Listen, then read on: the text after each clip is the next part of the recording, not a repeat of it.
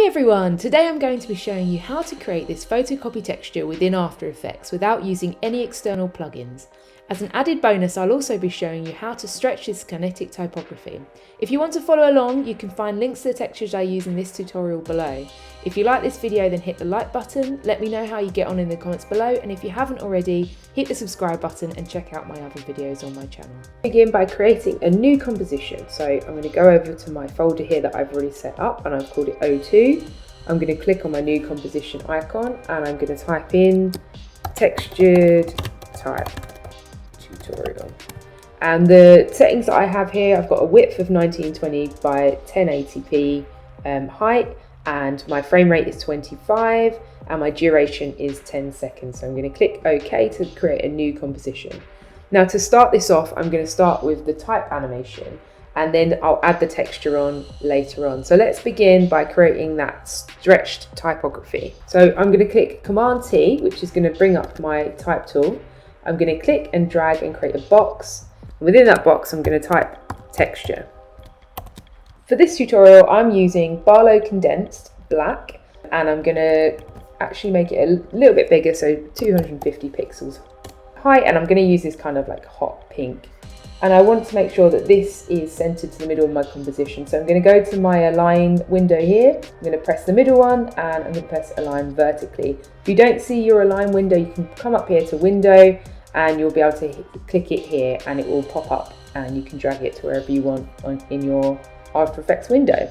Now once I have that, I'm just going to move my anchor point so it's in the center. So I've hit Y to get my anchor tool up and I'm going to hold down Command and drag that anchor point up into the middle. And now in order to stretch this type, I want to turn this type layer into shape. So I'm going to right click on here, go to create shapes from text, and all that will do is create a new layer with each letter as a shape rather than editable text. So we can delete this bottom layer now. Now previously I would open this layer up and I would individually animate each one of these groups which holds each of the letters in. Now whilst this is perfectly fine, what I found much easier to do is use a plugin called Explode Shape Layers. I'll put a link to this in my bio if you want to get it for yourself. I found it extremely useful, especially when animating typography. So if I click this and I press this one, which will explode each letter into their own layer. Now when I go to animate, I can click the top one, hold down Shift, select the bottom one, that will highlight them all, go to the top and I'll press path. Now that brings up each individual layer's path, which is each individual letter's path. And I can add a keyframe at the start of each one of these. Now having these on their own layers just visually is a lot easier to understand. If we were to press U now, it brings up all the keyframes in your composition. I will know that this is a T, this is an E, this is an X because the layer is called that. Previously, I would just see loads of different keyframes appear on one layer and I wouldn't be able to see what each letter's keyframe is, and it's just a little bit harder and it's a bit longer. So if you're looking for a workaround, this is a great plugin and I recommend you go and grab it for yourself. Now I've added a keyframe at the start of each of these letters. I actually want to look at each letter individually. So the path on R, for instance, won't be able to stretch as well as the others. The others have straight lines, and so therefore if we cut this U in half, for instance, so I'm going to highlight the bottom layers and drag it down and highlight the top layers and drag them up. So now that I've stretched that, it's really easy because you've got this straight line in the middle of the letters. However, for the R, it's a little bit different. So if I was to highlight these bottom paths like this and drag it down, whilst it looks straight, it's actually a little bit off because this path isn't exactly where this path is. I'm just going to undo all of that. So we want to make sure that the first keyframe at the start of our layer has the right amount of paths on that letter. So I'm going to zoom into R. We won't need to do it on the other letters because they're all relatively straight. And I'm going to click on the path and then I'm going to get my pen tool up, which is G, and I'm going to just go zoom right in and go just above this middle path. I'm going to do the same for the outer one. There we go. So now when we want to stretch this letter, make sure that those two are at the bottom are highlighted. and then highlight the other bottom ones and move along my timeline a little bit, and then we can drag these down and have a much straighter line.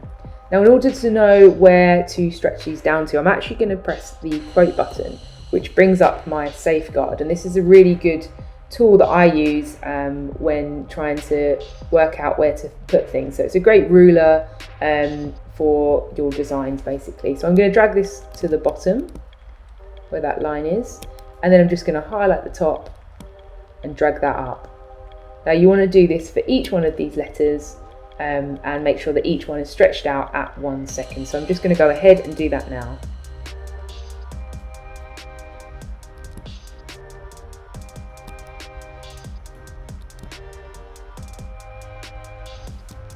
So this X is a little bit different. I've dragged it at the bottom, but actually this one you might want to manually bring up. You don't want to keep it in the same place because it might look a bit odd, but you just want to drag it down a little bit. So I'll do the same at the top here, drag it up to the top, and then just drag this up a little bit.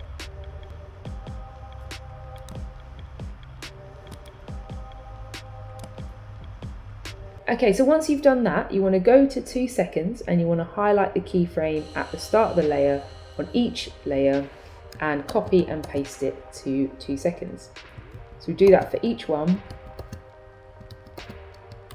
And once you've done that, we want to add some easing in and easing out of these keyframes by going to the graph editor. So I'm going to highlight them all, go to the graph editor, make sure that you have it on the speed graph, which is what I use. So to get to that, you can right click in your timeline and it says edit speed value. So if you're on edit value graph, then it's going to look like a completely different graph to what I've got. So you want to edit speed graph, and with all those keyframes highlighted, highlight the keyframe here and then drag it all the way to the bottom and drag the keyframe out, and do the same on this one but on the reverse. So drag it that way and drag this one this way and this one this way. And what we're doing is we're telling, let's make those a little bit more even.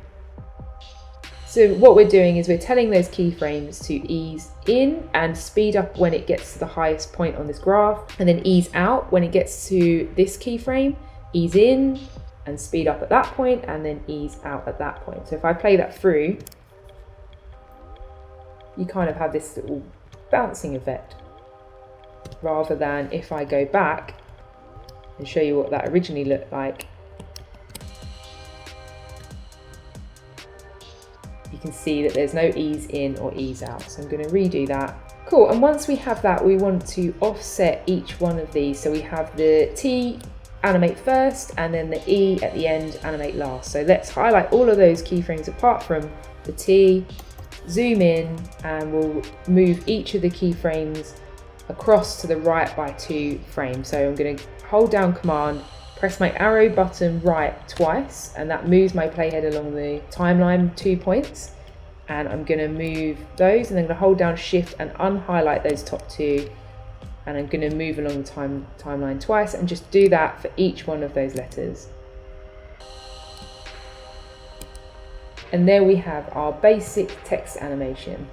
Now what we want to do is we want to turn this into a composition. So I'm going to highlight all these layers. I'm going to hold down Option or Alt, and I'm going to press the close bracket, and that's going to cut all of the layers to that point in my playhead. If I press U, I'll close those layers, and press Command Shift C to pre-compose these. So I'll put type animation 01 and hit OK, and that creates a composition with our type animation in. Now I want this to loop out, so what I'm going to do is I'm going to right click on the layer, go to time, enable time remapping.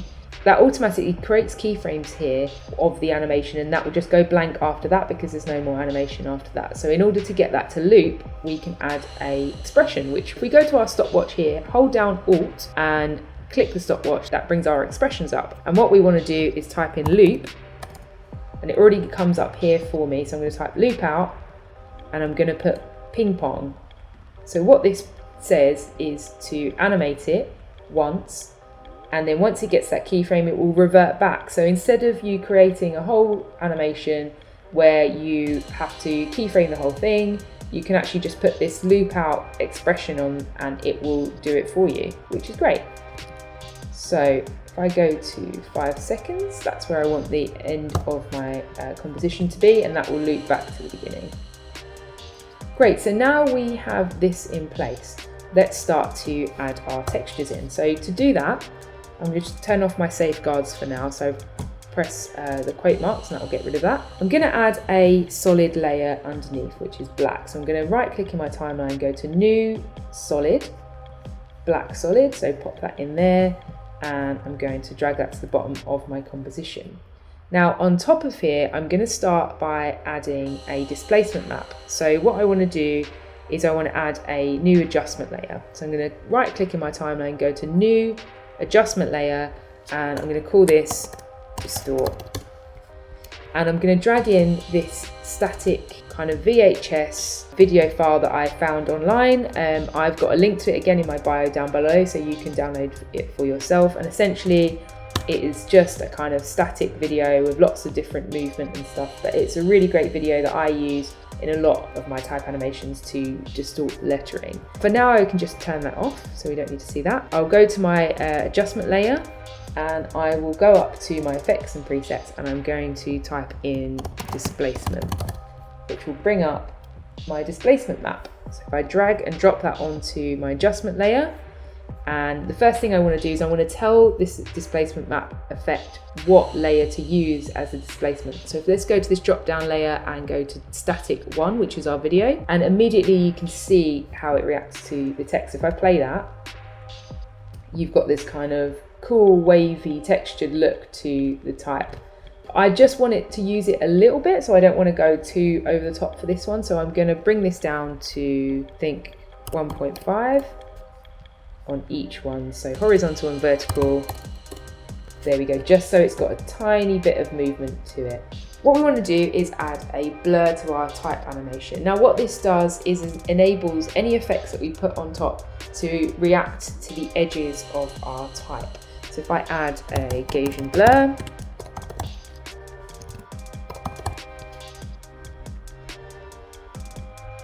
and I just double clicked it because my layer was already highlighted, and it automatically adds onto that layer.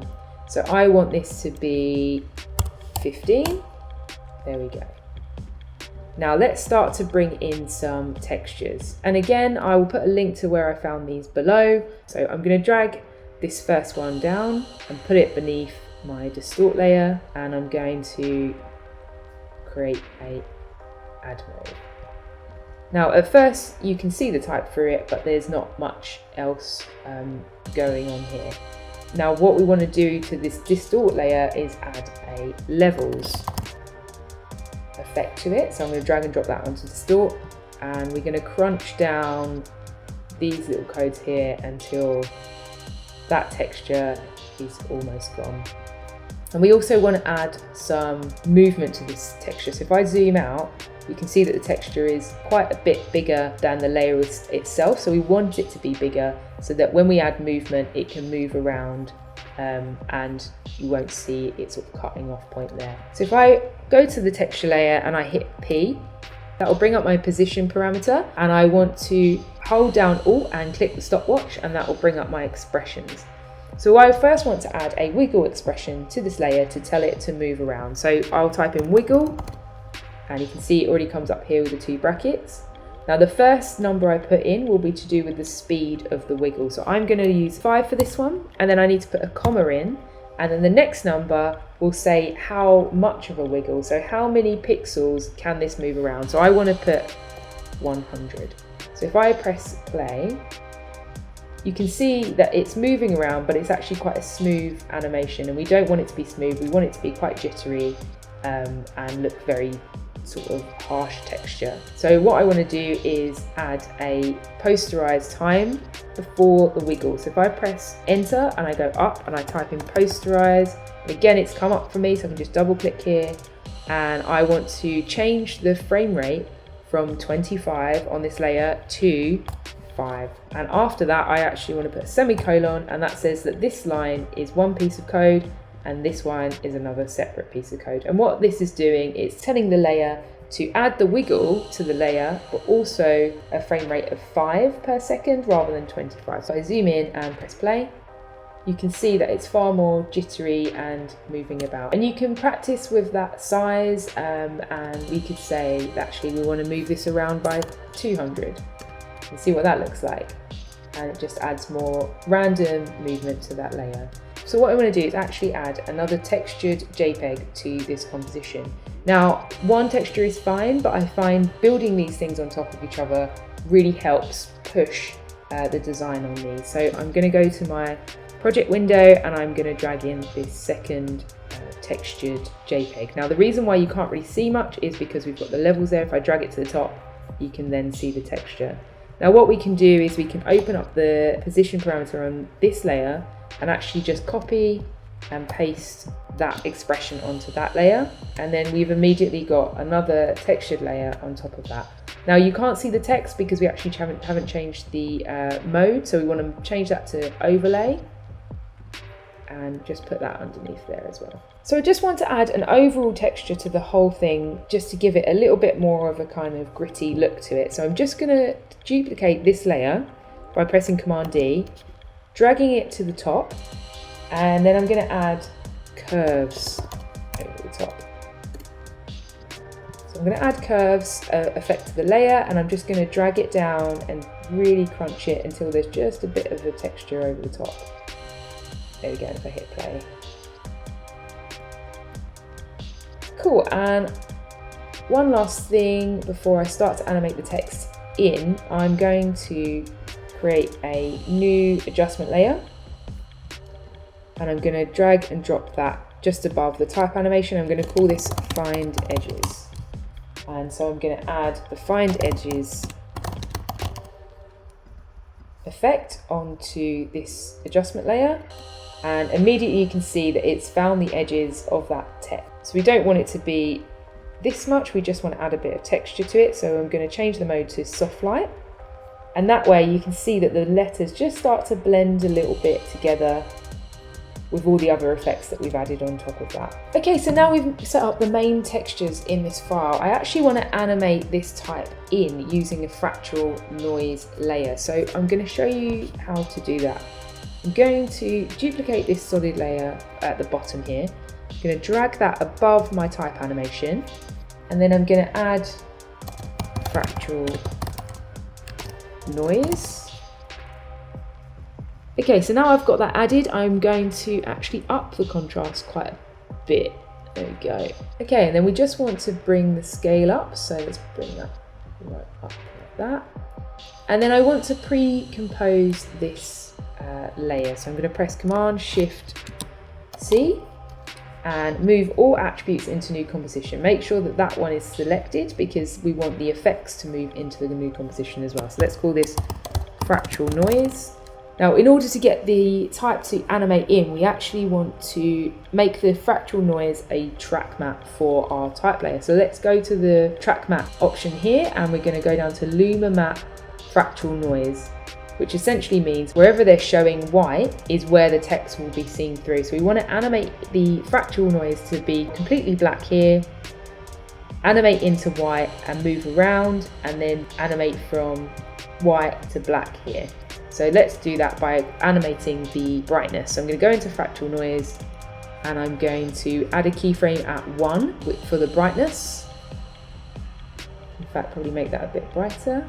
There we go. And then go here. If I press U, I can see my keyframes on this layer, and I'm going to animate that from black, so all the way down.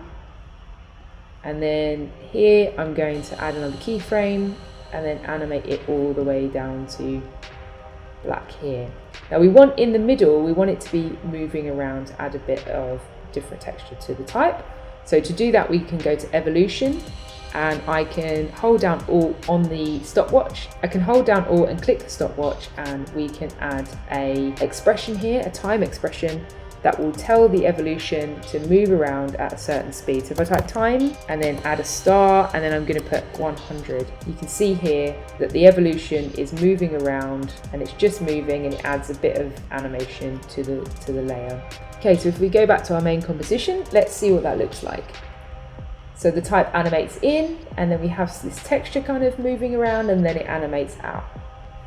So now we have this basic setup set up. You can change the content within the layer so that different things are affected by these textures. Now I want to add a lot smaller text around the outside, but in order to do that, because the thinner the text with the blur on top makes it a lot harder for it to be read with the textures. So if I was just to add really thin text into this composition, which I'll show you, so I've got my type tool and I'll go to the top and I'll put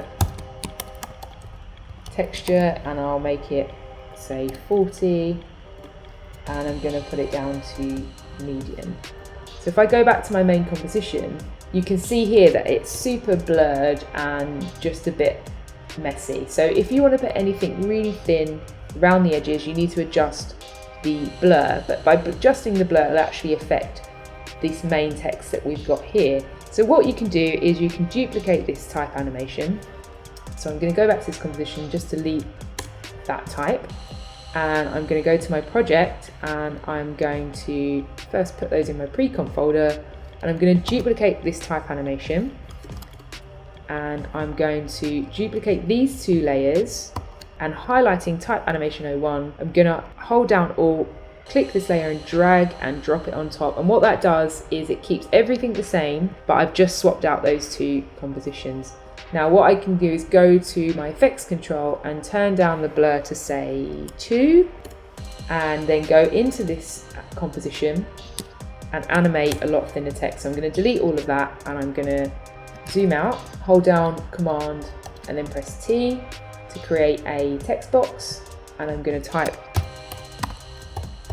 texture with a dash in the middle. So let's drag that out there. Just zoom in to make sure that I've missed out on E there. There we go. And then we want to highlight that by pressing Command A, press Command C, and then press Command V to duplicate that. And I'm going to do that same process until we fill out the whole layer. Now I've added quite a few there. May need to add some more, but I'm going to get this to animate around a path. So I'm going to go to my path tool, and I'm going to create a path the size of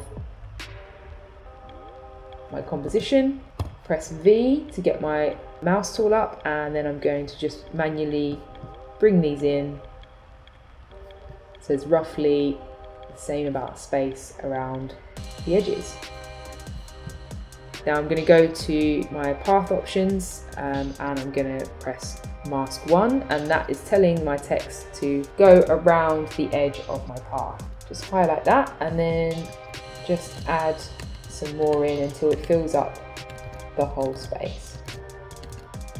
Okay, and you might have to manually adjust the size of these. I think that's okay, but you might have to do it by, say, a point. So you might put 30.1. That's too much. Go back down to 30. So just manually adjust that depending on the size of your composition and your word as well. So once you have that in place, we actually want to make sure that this composition is 5 seconds long, because that's how long our other composition is. So I'm going to press Command K to get our composition settings up, and I'm going to turn the duration to 5 seconds. And I'm going to zoom out by pressing the minus button and just drag my layer to the end. And then I'm going to add a keyframe at first margin at the very beginning and go to the end. And I'm going to add another keyframe about 660 would be fine. And you want this position of this word to be in exactly the same place as at the beginning. So if I go like that and play it through, you can see it's a bit jolty. So we want to just play around until it's roughly in the same place. So let's move that down a bit. There we go. There we go, that's looping perfectly. Lovely, so now we have that, we can go back to our main composition. And we just want to turn off enable time remapping, and all we need to do is click the stopwatch and that turns that off. So now we don't have it looping at 2.5 seconds like the previous layer, we have it working on its own. Cool, and now we've got some texture to that smaller, thinner type, as well as texture to that thicker type. And that is how you create this photocopy texture within After Effects. I hope you enjoyed my video. Please check out my other videos if you haven't already. All of your engagement is hugely appreciated, so hit the like button, pop a comment below and hit the subscribe button. Until next time, take care.